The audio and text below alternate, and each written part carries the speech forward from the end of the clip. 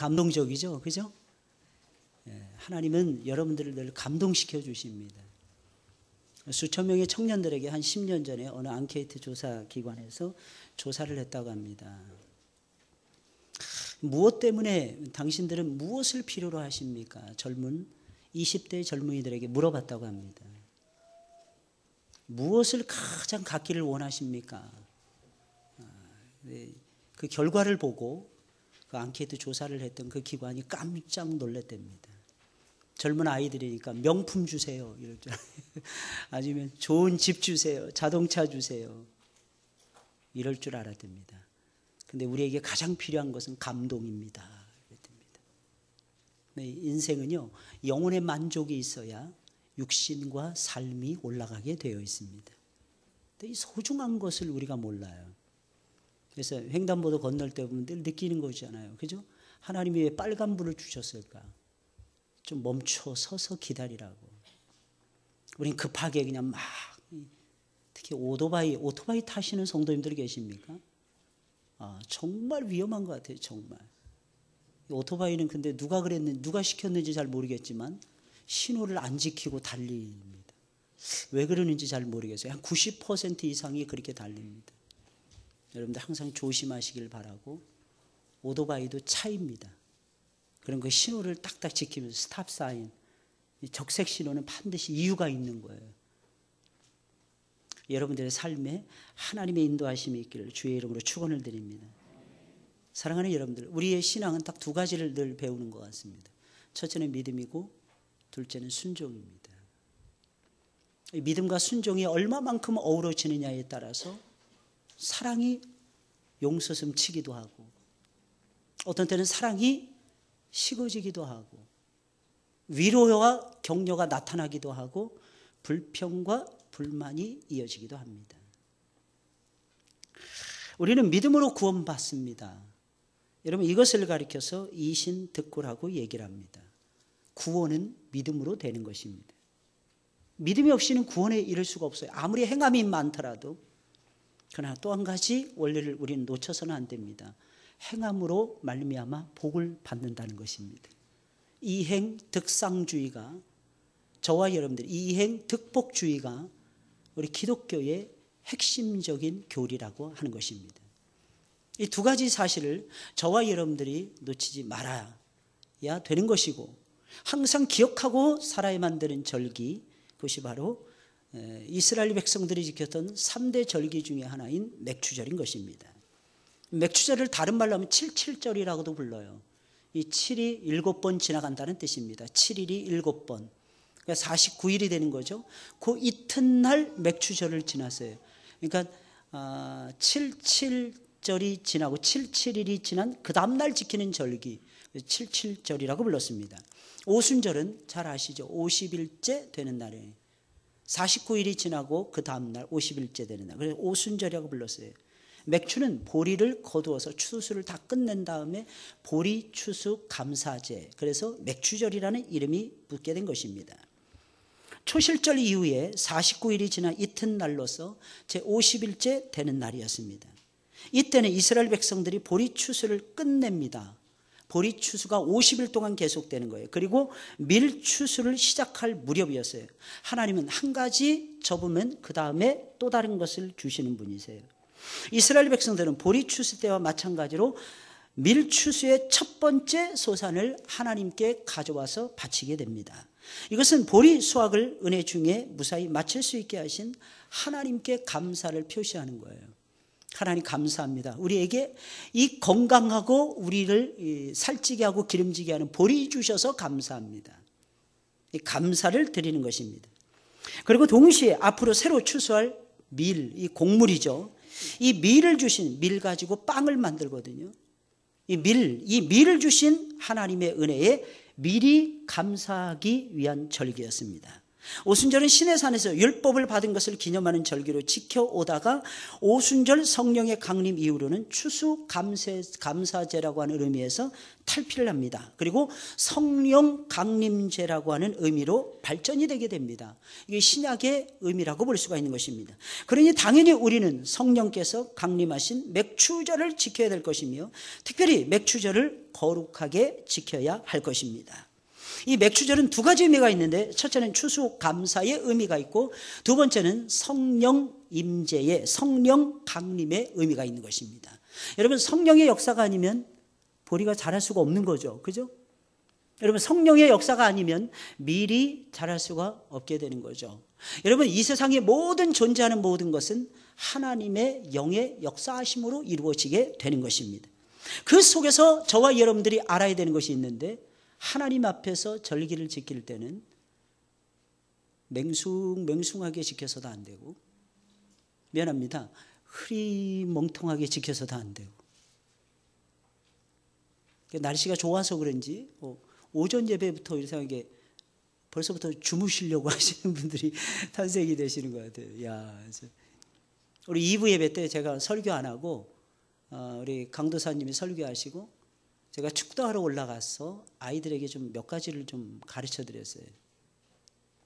여러분 예배는요 하나님 만나는 시간입니다. 오해하시면 큰일 나요. 여러분들 예배 시간은 졸다 가는 시간 아닙니다. 누가 그러더라고요. 군대 갔더니 기독교를 그렇게 좋아한답니다. 그래서 왜 기독교를 하냐니까 첫째 다른 종파에서는 초코파이를 안 주는데 기독교만 초코파이를 매주마다 주더랍니다. 그래서 기독교를. 근데 두 번째요. 불교에 갔더니 불교도 가봤답니다. 불교에 가봤더니 계속 일어났다 앉았다 절하게 시키더랍니다. 그래서 천주교로 옮겨가 봤답니다. 천주교는 거룩하고 조용하다 그러니까. 근데 천주교는 웬 놈의 기도가 그렇게 많은지 그 기도할 때마다 일어났다 앉았다 시키더랍니다. 그래서 결국에는 앞에만 잠깐 일어나는 기독교를 선택하게 됐답니다. 왜? 가서 자려고. 가서 예배드리면서 자려고. 너무 피곤하고 힘드니까. 근데 사랑하는 여러분, 그게 다 정신적인 문제예요, 여러분들. 영적인 문제입니다. 누가 그러더라고. 조는 사람, 예배 시간에 조는 사람 가장 교만한 사람이라고. 누가 그러더라고. 여러분들 어떻게 생각하실지 모르지만 예배 시간에 졸지 마시고요, 여러분들. 이 아침 시간에 뭐 때문에 좁니까? 정신 똑바로 차리시고 혹시 늦은 밤까지 영화 보셨습니까? 끊으세요. 영화 끊으세요. 여러분 늦은 밤까지 드라마 보셨습니까? 무조건 접으셔야 됩니다. 그리고 하나님 앞에 예배드리기 위해서 밤을 준비하셔야 돼요. 밤을 주무시는 걸로 선택을 하셔야 됩니다. 잘 자야 미쉐리처럼 키가 커진답니다. 그 세계적인 골프 선수 있잖아요. 얘는 보통 성장기 때 14시간 이상을 잠을 잤답니다. 그러니까 애가 쭉쭉 커지는 거예요. 15살 때 이미 1m 82cm인가 자랐어요. 여자인데. 힘이 장사예요. 세계적인 골프 선수 아닙니까? 요즘 우승 못하는데. 역시 한국 여자애들이 즐기긴 즐긴 것 같아요. 한국의 교육이 좀 독하긴 독한 것 같아요. 이 한계를 넘어서게 하는 것 같습니다. 최근 들어서 LPGA 미국 골프, 미 프로 골프에서요 거의 한 번인가 두 번 놓치고 다 우승했어요. 한국 아이들이. 이야, 정말 무서운 것 같아. 아무쪼록 여러분들 예배 시간에 사랑하는 여러분들 눈을 크게 뜨시고 여러분들이 예배를 말씀을 잘 들어주셔야 제 설교가 짧아집니다. 그러지 않으면 길어집니다, 여러분들. 왜냐하면 또 반복해서 또 사족도 달아야 되고 제가 또 약간 좀 독한 기가 있거든요. 잘 안 들으면 또 설명합니다. 또 설명해요. 그러니까 한 번 딱 설명하고 지나갈 수 있도록 여러분들이 협조해 주셔야 되는 거예요. 아무쪼록 맥주제는 거룩하게 지켜야 돼요. 예배는 거룩하게 지켜져야 되는 것입니다. 그럼 맥주제를 거룩하게 지켜야 되는데 어떻게 거룩하게 지켜야 되는 것입니까? 오늘 5가지로 말씀을 나누겠어요. 첫째, 모든 예배를 힘써 드리며 거룩하게 지켜야 됩니다. 여러분 아시죠? 이스라엘의 절기의 특징이 무엇입니까? 제사에 있었어요. 여러분 제사가 무엇입니까? 하나님 앞에 예배 드리는 거예요. 그렇다면 이것은 무엇을 의미하는 것입니까? 이스라엘의 모든 절기는 예배로 시작해서 예배로 맞춰진다는 것입니다. 사랑하는 여러분들, 예배로 시작해서 예배로 마치는 인생이 되시기를 주님의 이름으로 축원을 드립니다. 왜냐하면 이스라엘 백성들이 지키던 모든 절기는 전부 하나님의 은혜에 감사해서 지키던 하나님과 연관된 절기들이었더라는 것입니다. 그러니까 하나님과 연관돼서 인간이 할 수 있는 최고의 행위가 무엇입니까? 최고의 가치를 아버지께 드린다. 최고의 가치를 하나님께 드린다. 예배인 것입니다. 영어로 예배를 가리켜서 워십이라고 얘기합니다. 이 워십이라고 하는 말은요, 최고의 가치를 하나님께 올려드린다라고 하는 뜻인 것입니다. 그러니 당연히 맥추절에도 모든 예배를 힘써드리며 지켜야만 하는 것입니다. 오늘 본문 15절부터 20절에 나와 있는 말씀이에요. 안식일 이튿날 곧 너희가 요제로 단을 가져온 날부터 세어서 7안식일의 수요를 채우고 제7안식일 이튿날까지 합 50일을 계수하여 새 소제를 여호와께 드리되, 소제를 드리라는 것입니다. 너희 처소에서 에바 10분 2로 만든 떡 2개를 가져다가 흔들지니 이는 고운 가루에 누룩을 넣어서 구운 것이요. 좀처럼 누룩을 넣어서 굽지 않는데 이 떡은 누룩을 넣어서 구웠습니다. 이유가 무엇일까요? 축제의 절기였더라는 거예요. 사람에게 나누어서 먹는, 빵을 구워가지고 나누어 먹는 절기였더라는 것입니다. 그래서 하나님께서 우리를 위해서 하나님께 바치는 것은 무교전병이었거든요. 그런데 우리가 나눠서 먹는 유교병을 하나님이 만들라고 하시는 거예요. 그리고 하나님 앞에 요제를 받들어서 드린 다음에, 요제라는 것은 흔들어서 드리는 거거든요. 앞뒤로 흔들어서 하나님께 드린 다음에 내려서 인간들이 먹는 것을 얘기하는 거예요. 사람들이 먹는 것을 얘기하는 거예요. 사랑하는 여러분들, 이것이 무엇을 의미하는 것입니까? 하나님은 예배 중에도 우리를 배려하시는 거예요. 하나님이 예배를 받으시면서도 우리를 쳐다보고 계시는 거예요. 우리의 얼굴이 어떠한가? 우리의 마음가짐이 어떠한가? 우리의 겉사람만 보시는 것이 아니라 우리의 속사람은 어떠한가? 물론 교회에 올 때 깨끗한 옷을 입고 나오셔야 될 것입니다. 그러나 무엇보다도 사랑하는 여러분들, 우리의 심령을 청결하게 하고 하나님 앞에 나오셔야 돼요. 하나님 우리의 눈동자를 보십니다. 우리의 마음을 보십니다. 일주일 동안 어떻게 살아왔는지 삶의 양태를 하나님께서는 전부 다 보시고 하나님께서는 저와 여러분들이 드리는 예배를 받으신다는 거예요. 그러니 어떻게 드려야 되느냐는 거죠. 이는 첫 요제로 여호와께 드리는 것이며, 너희는 또 이 떡과 함께 1년 되고 흠없는 어린 양 7과 젊은 수소 하나와 수양 2를 드리되 이들을 그 소제와 그 전제와 함께 여호와께 드려서 번제를 삼을지니. 이 소제라는 것은 하나님 앞에 드리는 제사의 종류를 얘기하는 것이고, 전제라는 것은 제사의 방식을 얘기하는 거예요. 요제도 마찬가지, 거제도 마찬가지, 화제도 마찬가지인 것입니다. 전부 다 4종류의 방법이 있었어요. 하나님 앞에 태워서 드리든지, 아니면 받들어서 하나님 앞에 높이 들어서 숭고한 예물을 드립니다 이렇게 드리든지, 아니면 하나님 앞에 흔들어서 앞뒤로 가서 하나님 앞에 먼저 드리고 우리 사람들이 먹는 의식을 취하는 요제로 드리든지, 아니면 전제라는 것은 다른 말로 하면요, 하나님 앞에 관제라고 하는 말로도 사용이 되는지 부어서 하나님 앞에 드리는 제사의 방식을 얘기하는 것입니다. 그런데 하나님께서는 이 많은 제물을 번제로 태워서 드리는, 번제라는 것은요, 하나님 앞에 희생 제사를 드리는 것입니다. 내가 앞으로는 하나님이 날 위해서 해주신 것이 너무너무 많기 때문에, 셀 수 없이 많기 때문에 하나님이 해주신 것에 지극히 감사해서 내 모든 것을 희생하며 내 모든 것을 헌신하며 아버지께 불태워서 드리겠나이다 라고 하는 의미가 번제의 의미였어요. 이는 화제라 그랬잖아요.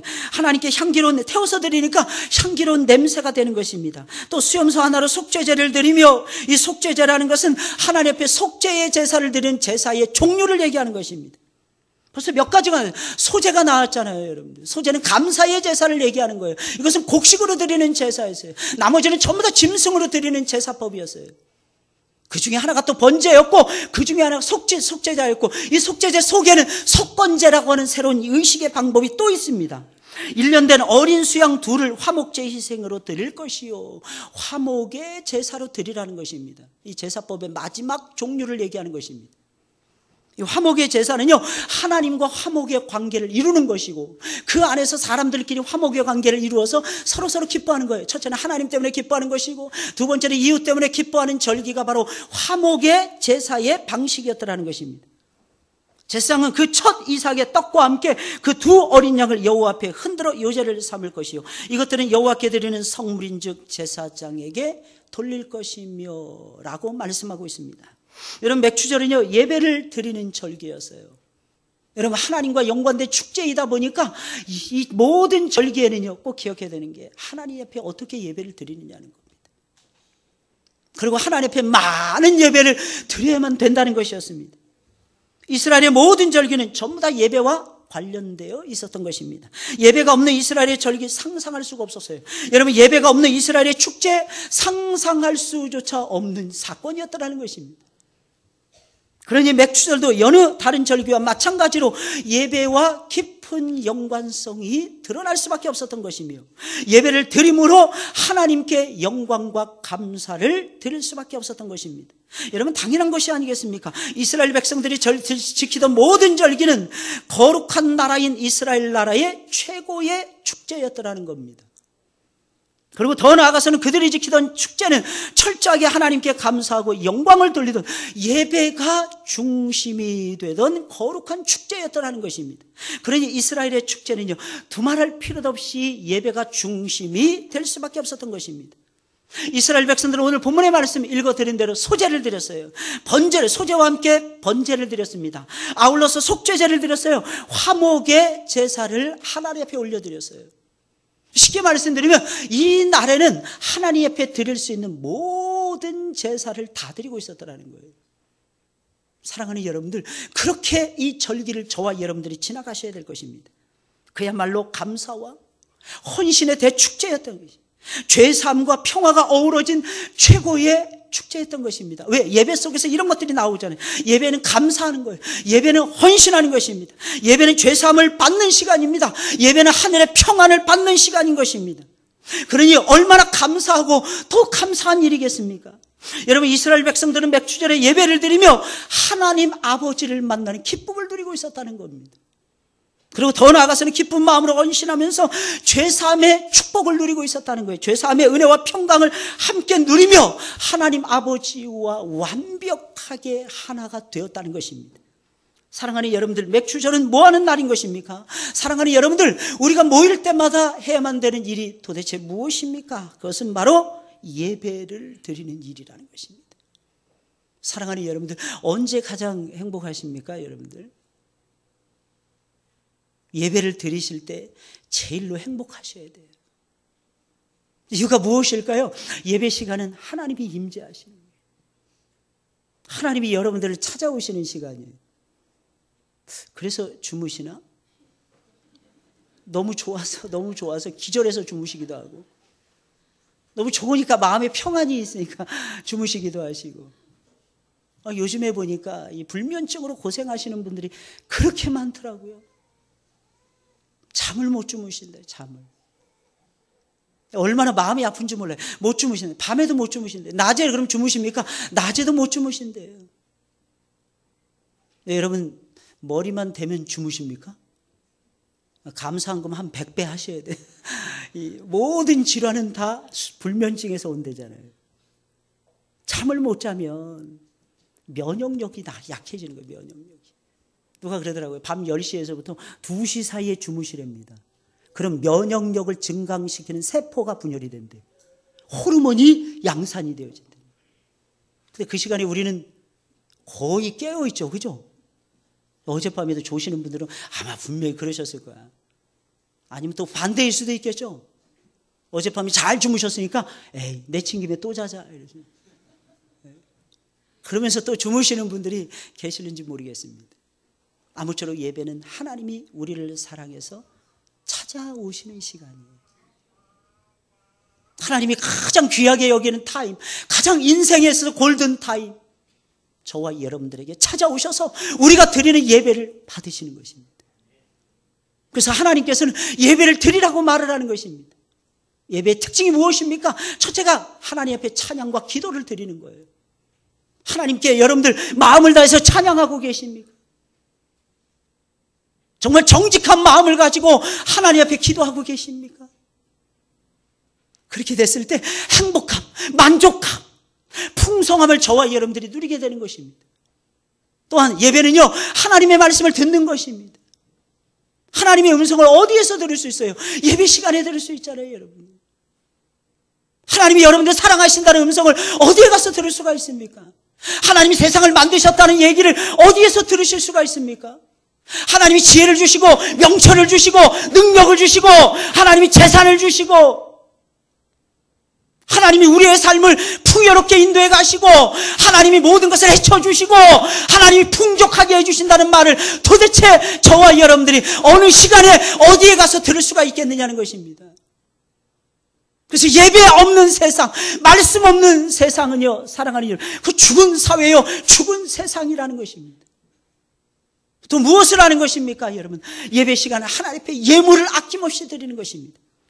그래서 두 번째로 맥주절에는 많은 예물을 아낌없이 드리며 거룩하게 지키셔야 되는 것입니다.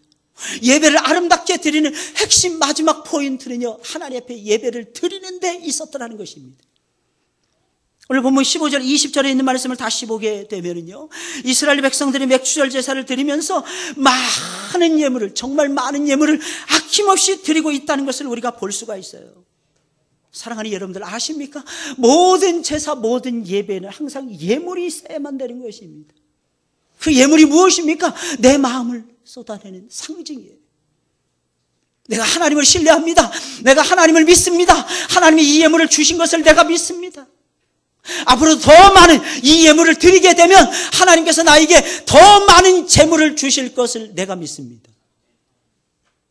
지난 주간에 우리 성도님들에게 제가 오랜만에 한 160통의 문자를 보냈어요. 딴 때보다 반응이 진짜 좋더라고요. 딴 때는 보통 한 30% 반응이 왔어요.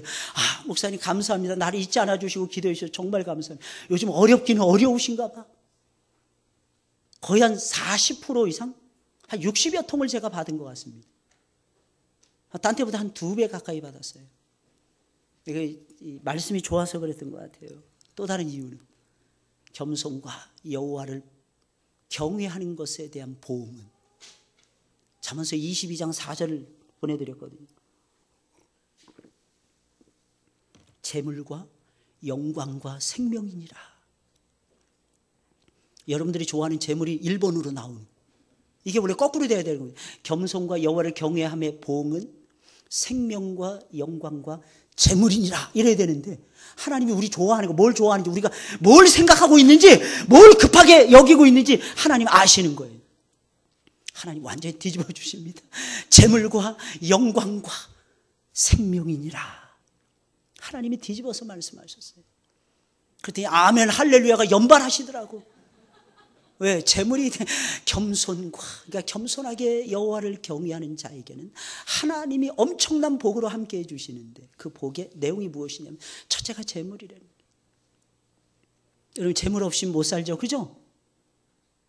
여러분들이 재물 없어도 사십니까? 저는 못 살아요. 저는 지난 반년 동안 너무 이 설교를 준비하면서 가장 감사했던 부분이 이 대목이었어요. 정말 어렵다라고 다른 교회들은 헌금이 다 줄어든다고 하는데, 하나님께서는 우리 하늘문교회는 이상하게 특별히 사랑해 주셔가지고, 제가 우리 교회 온 지 4년째를 지나가고 있는데 단 한 번도 1년 예산의 50%를 6개월 동안에 넘어가 본 적이 없었어요. 그 이때부터 제일 힘든 시간이 몇 개월 동안 지나갑니다. 2개월, 3개월 동안. 그러다가 10월 말 11월 되면서부터 다시 해빙기가 만들어지면서 11월, 12월 달에 드렸던 헌금이 엄청나게 많았어요. 딴 때보다 한 3분의 2 이상은 더 많아졌어요. 근데 올해는 하나님께서 메르스, 가뭄, 온갖 어려움이 다 밀어닥치는데도 이 속에서도 하나님께서 50% 이상을 넘어갈 수 있도록 해주셨습니다. 할렐루야. 그렇다고 오해하시면 그래, 이제 헌금 안 해도 되겠구나. 그게 아니고 간닥간닥 하면서 넘어왔다는 뜻이에요. 지금도 교회 재정은 많지가 않습니다. 오죽하면 보일러 헌금, 특별 헌금 하라고 그러겠어요. 오죽하면 키보드 하나 200만 원, 300만 원밖에 되지 않는데 이걸 쉽게 사지 못하고 아직까지 한 달 이상 고민을 다 하겠어요. 근데 놀라운 사실은 하나님은 우리의 손을 꽉 붙잡아 주시고 우리의 손에다가 재물을 얹혀주시는 복을 주신다는 겁니다. 그래서 한 주도 우리 부교육자들의 사례가 밀린 적이 없고, 6개월 동안 지나오면서 단 한 주도 선교사님들에게 선교비 지출하는 게 밀린 적이 없고, 개척교회 후원하는 그 돈이 한 번도 한 주도 한 달도 밀려본 적이 없고, 저는 그게 하나님 앞에서 엄청나게 감사가 됐어요. 다 이잡듯이 싹 뒤져봤거든요. 하나님은 그렇게 우리의 걸음을 인도하시는 분이십니다. 그러니 사랑하는 여러분들, 항상 힘써 예물을 드리시는 여러분들이 되시기를 주의 이름으로 부탁을 드립니다. 성경이 말을 해주고 있잖아요. 많은 예물을 드린 자는 많이 받는다고 했어요. 여러분들, 우리가 하나님 앞에 많이 드려야 되는 이유가 무엇일까요? 사랑하는 여러분들, 많이 받기 위해서입니다. 사실은요, 하나님의 영광, 사실은 둘째입니다. 나의 행복을 위해서인 것입니다. 사실은 하나님은 이렇게 말씀합니다. 내가 너를 사랑했기에 내가 너를 선택했노라. 이스라엘 백성들을 향해서 내가 너에게 복을 주기 위해서 내가 너에게 재물을 구하노라. 하나님의 말씀인 것입니다. 사랑하는 여러분들, 이 세상에서 최고의 부자가 누구입니까? 두말할 필요도 없이 하나님이세요. 우리나라 주식으로 최고의 갑부가 되신 분이 계시더라고. 다 아실 거예요. 아모레 퍼시픽인가요? 그 화장품에서 운영하고 있는 서경배 회장님. 6개월 전까지만 해도 3위인가 4위인가 이렇게 됐습니다. 1위가 이건희 회장, 2위가 이재용 부회장, 그리고 3위가 뭐 정몽구 회장이었나, 그분이 4위인가 이렇게 됐나요? 뭐 이렇게 됐답니다. 뭐 순서에 뭐 뒤바뀔 수 있으니까 여러분들 찾아보세요. 근데 순식간에 이분이 1위로 올라섰습니다. 불과 6개월 만에. 저 깜짝 놀랐어요. 한류 열풍을 타고 중국에서 수백 개의 매장을 거느리면서 아모레의 열풍을 몰고 왔어요. 그랬더니 사람들이 하는 말이, 한류 덕을 톡톡히 보셨네요 회장님. 손사래를 치는 거예요. 그런 말씀하지 마세요. 우리는 20년 전부터 투자했습니다. 20년 전부터 연구했습니다. 연구를 얼마나 많이 했는지 모릅니다. 화장품이 딱 붙었을 때 화장품을 칠했다, 화장품을 발랐다 하는 느낌이 들지 않는 화장품을 만들기 위해서 우리가 얼마나 많은 실험을 하고 얼마나 많은 것을 투자했는지 모릅니다. 노력의 결과입니다. 우리 임직원들의 노력의 결과입니다. 사랑하는 여러분들 아십니까? 이 세상에 천재적인 재능을 가지고 있는 사람들도 있지만 천부적 재능을 발휘하는 사람들은 이 세상에서 노력을 많이 한 사람들이라는 사실을 저와 여러분들이 명심하셔야 될 것입니다. 하나님은 노력하는 자에게 갖다 부어주십니다. 여러분들, 예배 드리고 나서 노력하지 않으면 하나님이 안 주십니다.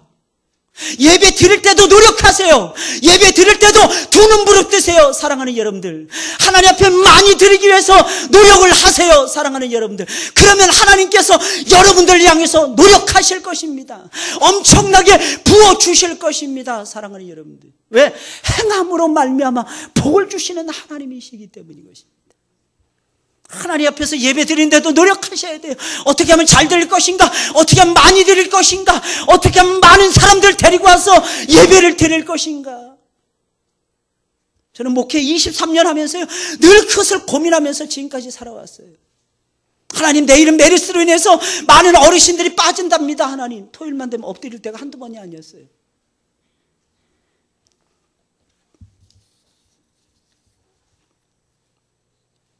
말씀을 준비할 때마다 울 때가 한두 번이 아니고,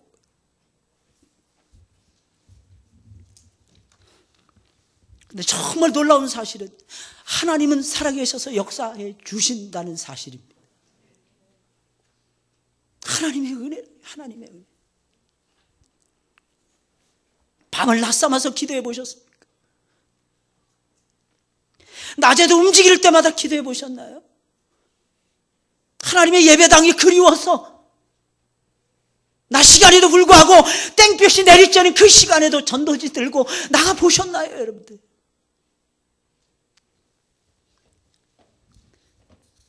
여러분들도 알다시피 저는 다리가 아파가지고 부러져가지고 6개월을 꼼짝을 못했었습니다. 근데 한국에 와서, 아니죠, 뉴질랜드에 있을 때부터 예배 강단을 쉬지 않고 지켰고, 여러분들은 모르겠지만 제가 여기 한국에 온 지 한 달 만에 여기 올라오다가 이 검은 대리석을 오른쪽 무릎에 찧어가지고 3개월 이상을 고생을 했습니다.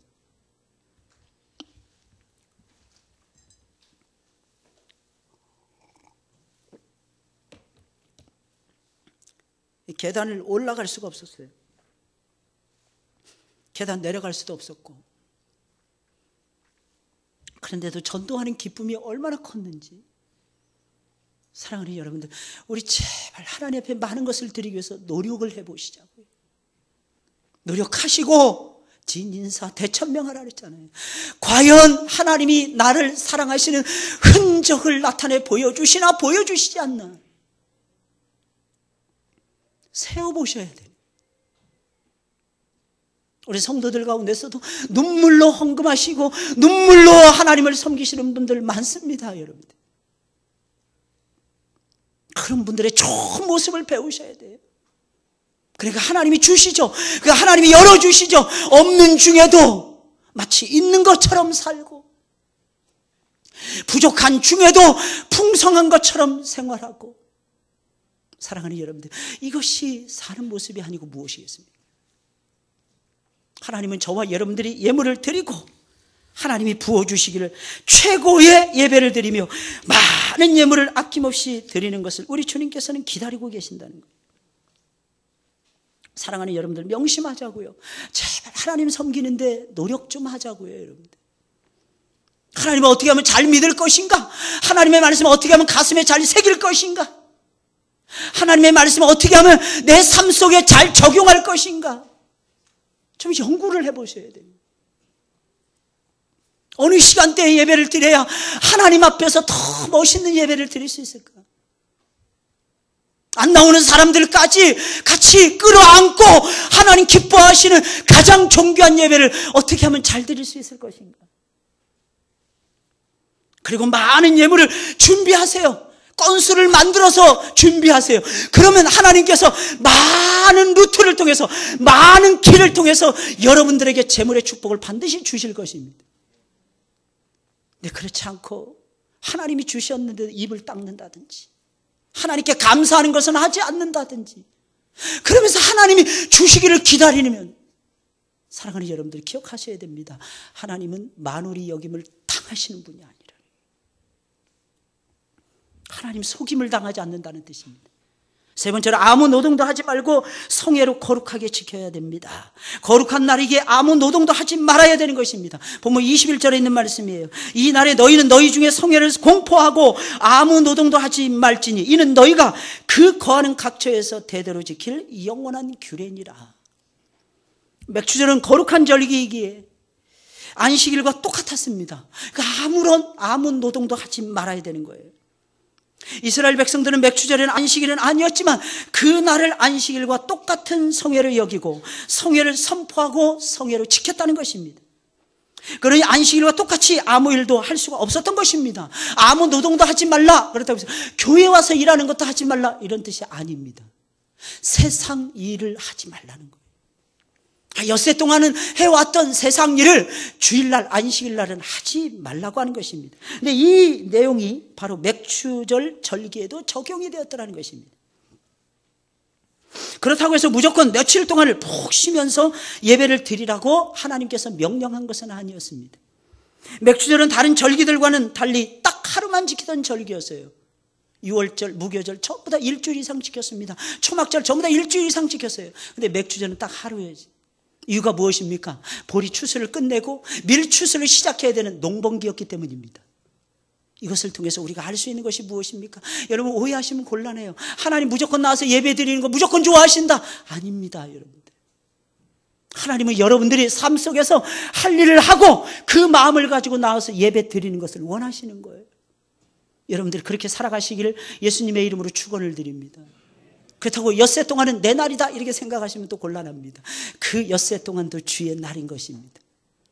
어떻게 하면 하나님 앞에 예배 드릴 것인가? 어떻게 하면 수요 예배를 잘 드릴 것인가? 어떻게 하면 새벽 예배를 잘 드릴 것인가? 어떻게 하면 금요 예배를 잘 드릴 것인가? 고민하시면서 여러분들이 살아가셔야 됩니다.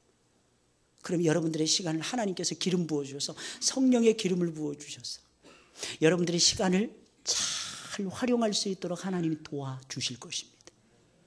딴 사람들 10시간 걸리는 거 여러분들 2시간, 3시간 만에 끝낼 수 있도록 하나님이 도와주실 것이고. 왜? 예배 드리는 시간만큼 하나님이 계산 들어가시거든요. 하나님은 대단하신 분이세요.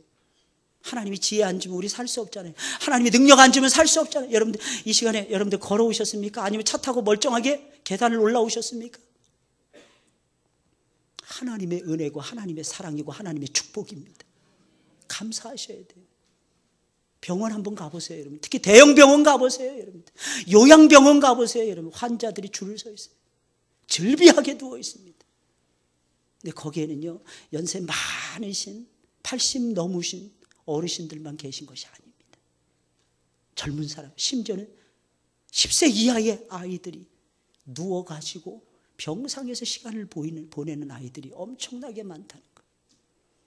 여러분들 정말 감사하셔야 돼요. 딱 멈출 때는 멈추셔야 되는 거예요. 멈추면서 이 생각해야 되는 거예요. 이때 멈추지 않으면 하나님께서 억지로 멈추게 하실 수도 있겠다.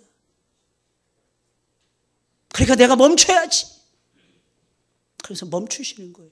아무런 노동도 하지 마시고 오직 하나님 앞에 성회로 거룩하게 어떻게 지킬 것인가, 이걸 연구하시면서 지키시라는 것입니다. 우리가 예배를 잘 드리기 위해서는 하던 일을 반드시 멈춰야만 되는 것입니다. 특별히 주일 예배를 잘 드리려면 그 시간이 내 시간이 아니라 하나님의 시간이라는 것을 인식을 하셔야 돼요. 그리고 주일에는 세상 어떤 일도 내가 하지 않겠습니다, 결심을 하셔야 되는 것입니다. 이스라엘 백성들의 그 나라는 아무런 노동도 하지 않고 일하는 것을 멈추었듯이 저와 여러분들도 일하는 것을 멈추어야만 하는 것입니다. 그리고 당연히 그 날에는 하나님 앞에 나가서 멈춘 다음에 뭘 하는 것입니까? 하나님 앞에 나가서 예배에 집중을 해야만 되는 것입니다. 왜냐하면 우리가 세상 일을 하지 않는 것은 하나님 앞에 나가서 예배를 잘 드리기 위해서 세상 일을 하지 않는 것이기 때문인 것입니다. 무조건 주일이라고 해서 쉬는 것만이 능사는 아닌 것입니다. 어떻게 하면 하나님 앞에 잘 나와서 예배를 잘 드릴 것인가? 네 번째로 가난한 자들을 항상 생각하며 거룩하게 지켜야만 되는 것입니다. 이스라엘의 절기는 하나님만을 생각하며 지키던 절기가 아니라 가난한 이웃, 없는 사람들, 연약한 이웃을 생각하면서 지키는 절기였어요. 하나님이 저와 여러분들에게 풍성함을 주셨을 때는 반드시 없는 자들을 생각하라는 것입니다. 오늘 본문 22절에 있는 말씀이에요. 우리 다 같이 읽어볼까요? 시작.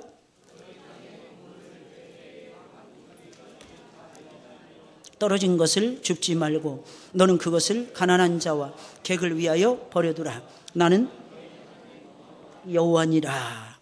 아멘, 아멘. 여러분, 이스라엘 백성들은 추수를 할 때 좀 이상한 짓을 많이 했어요. 우리 같았으면 싹싹 긁어야 되잖아요. 근데 이스라엘 백성은 남겨두는 거예요. 밥 모퉁이에 베지 않았어요. 떨어진 것은 줍지를 않았어요. 우리는 이거 아까워서 하나라도 더 건져야 되는데, 이것은 하나님의 말씀이었고 명령이었습니다. 이유가 무엇입니까? 가난한 자들 주워가라고, 또 객들 주워가라고, 나그네들을 얘기하는 것입니다. 나그네들이 이스라엘 땅을 지나가다가 굶어서 죽는 일이 발생하지 못하도록, 또 짐승들을 위해서 짐승의 먹이가 되는 것이었습니다. 가난한 자들과 객들과 짐승들도 먹고 살아야 됐기에 하나님은 그들이 먹을 수 있도록 하나님께서는 말씀으로 배려해 주고 계셨던 것입니다. 사랑하는 여러분들, 이것이 사랑이라는 것입니다. 나보다 못한 자들도 먹고 살 수 있도록 배려해 주는 것, 사랑하는 여러분들, 이것이 바로 하나님이 원하시는 사랑의 모습이라는 것입니다. 이 규례는 하나님의 자비와 사랑의 입각에서 가난한 자들과 약자들을 위한 하나님의 배려라고 볼 수가 있는 것입니다. 이것은 하나님의 율법이라는 것이 사랑의 근거에서 주어졌다 하는 것을 암시해 주는 내용이기도 하는 것입니다. 특히 이 규례가 추수와 수확의 절기 맥주절 뒤에 언급이 된 것은 하나님의 은혜로 거두게 된 수확의 기쁨을 혼자서만 독차지하지 말고 소외된 이웃, 가난한 이웃, 없는 사람들, 연약한 사람들과 함께 나누라는 뜻이었습니다. 하나님께서는 혹시라도 절기의 뒷전에서 방황하는 자들이 생기지 않도록 하나님은 세밀한 부분까지도 놓치지 않고 하나님께서는 지시하고 있는 것입니다. 이것을 볼 때에 하나님이 진정으로 기뻐하시는 것은 여러분들 예물 그 자체가 아니라는 겁니다. 절기 준수를 통해서 하나님의 은혜와 사랑에 감사를 드리고 이웃과 아름다운 사랑의 교제를 나누는 데 있었다는 것을 저와 여러분들이 놓쳐서는 안 될 것입니다. 쉽게 말씀드리면 우리가 예배 드린 다음에 나는 하나님 앞에 할 일 다 했다, 이거 가지고 안 된다는 것입니다. 우리는 삶 속으로 들어가서 삶 속에서 신령한 제사를 드려야 되는 거예요. 더욱 사랑하고 더욱 순종하면서 사랑과 순종의 제사를 삶 속에서 다시 뜨겁게 올려드리면서 하나님을 영화롭게 해드리는 것이 하나님의 진정한 본심이었다는 것입니다. 그래 이 맥주절은 마지막으로 어떻게 드려야 될까요? 자원하는 마음과 기쁜 마음으로 드려야 되는 것입니다.